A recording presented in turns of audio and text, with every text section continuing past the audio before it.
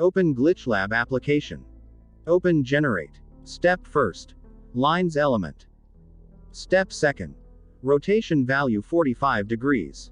Step 3rd. Open color category. Step 4th. Apply random dispersion effect. Step 5th. Intensity value 5. Step 6th. The creative has to be pulled on both sides. Step 7th. Create bookmark first and second. Step 8th. Select first bookmark. Step 9th. Open preset packet to art.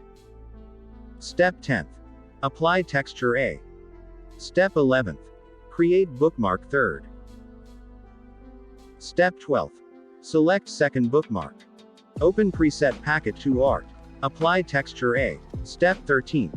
Create fourth bookmark. Create video animation. Select third and fourth bookmarks. Custom video format as you want.